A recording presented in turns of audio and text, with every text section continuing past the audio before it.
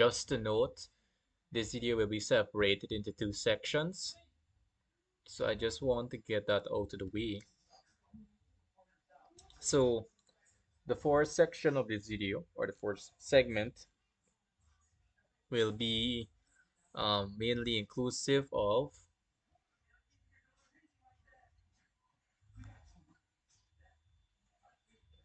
Spanish, meaning we will have at least a 10 to 20 minutes practice of Spanish.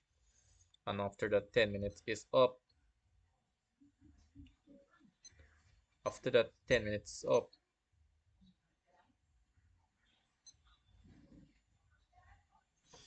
we will do something else that is very much proactive, which means that we will start studying for the provisional license after we have completed that amount of segment.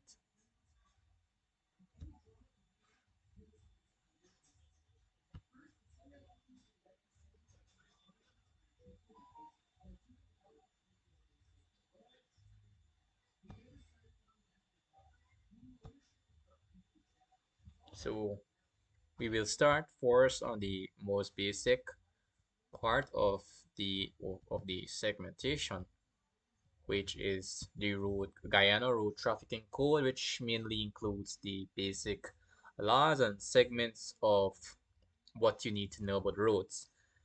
Just to note, this is the Guyana or GRA, Guyana Revenue Authority.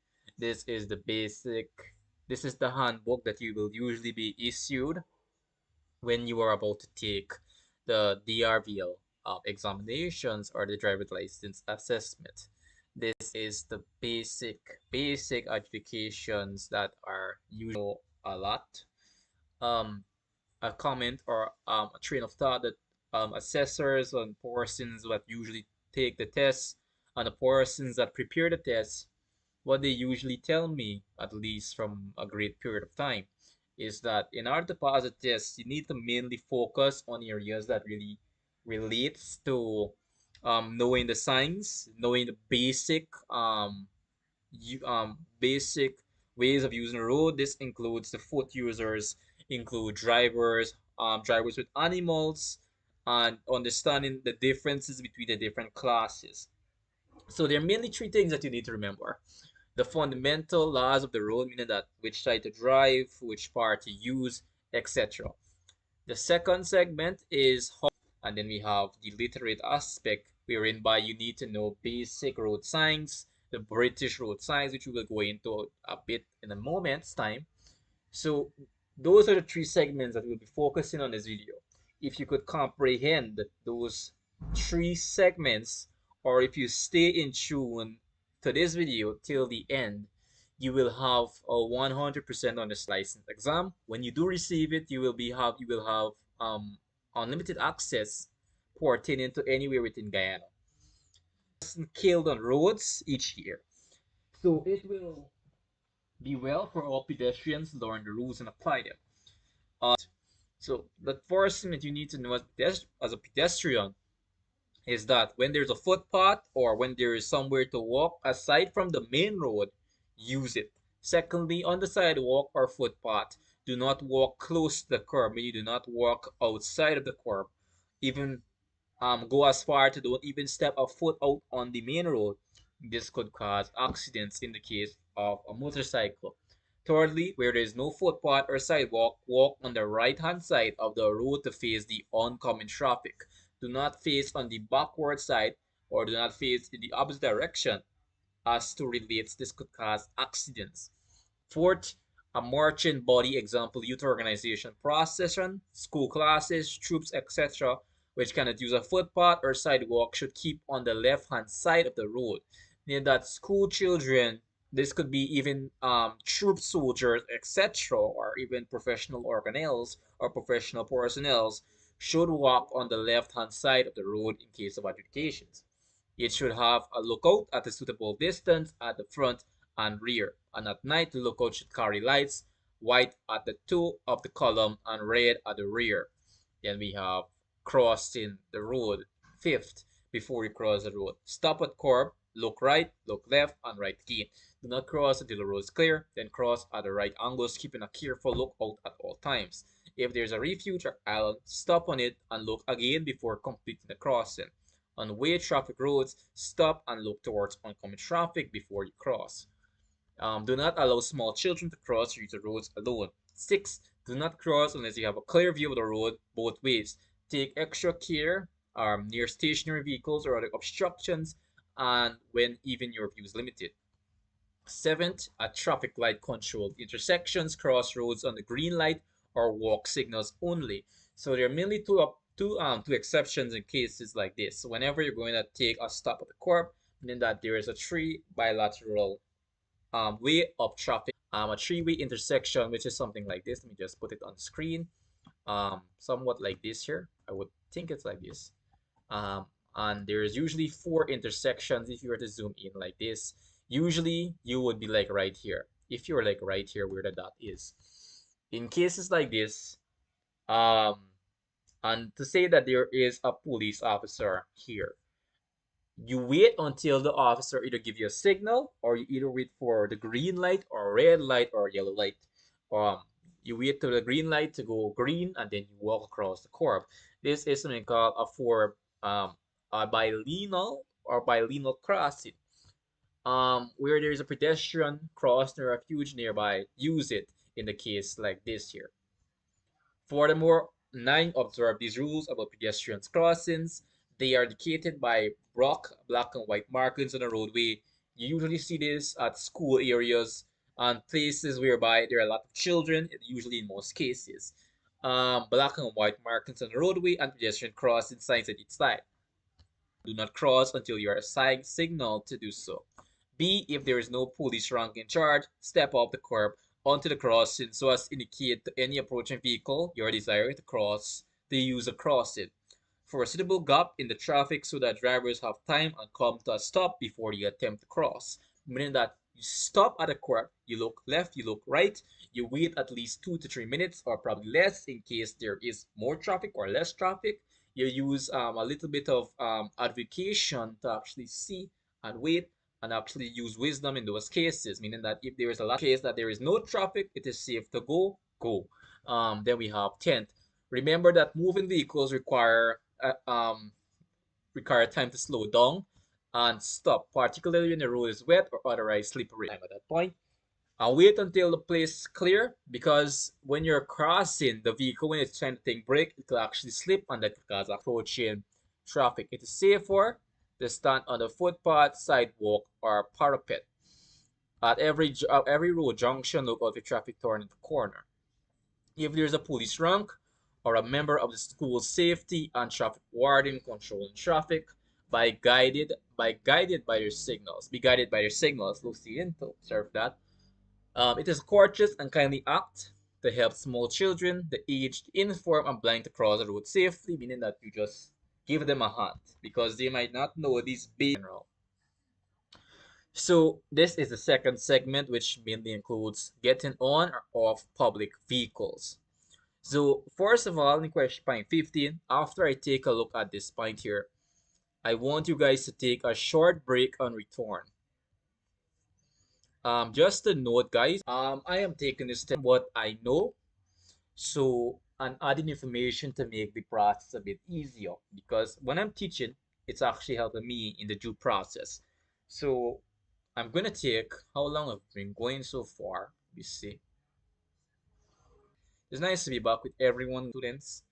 Um, This video is mainly for Guyanese individuals or Guyanese personnel. It could also be for other people.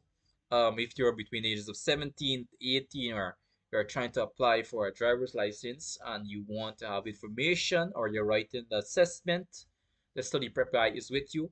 As I said before, on the study prep guide's channel or main aim or main objective in any exam that they want or to take. But this document is mainly for Guyana. Probably in a later video I will do or the document I will do it. But for presently this document is purely Guyana. So I just want to get that out of the way.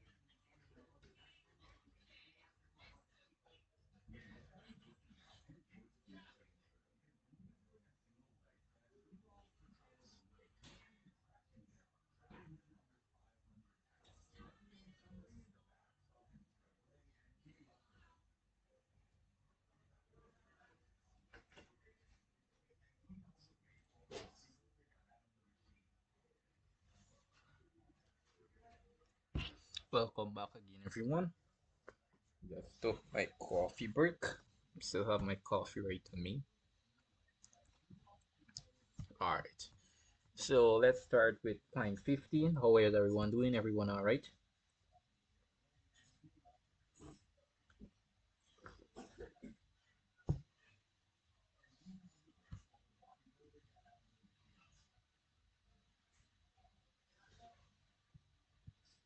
All right. So let's start back again. Right now I'm drinking my coffee, guys. So hopefully that doesn't distract you. 16. By night it's safer to wear or carry something white. Why is it easier and why is it safer? That's the big question. The reason why it is safer to wear something white is that you're more easily recognizable and vehicles can easily see you.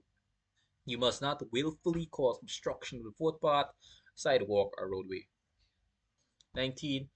You must not, without lawful authority or reasonable cause, hold on to or get onto a motor vehicle or trailer in motion or tamper with the brake of any part of a motor vehicle.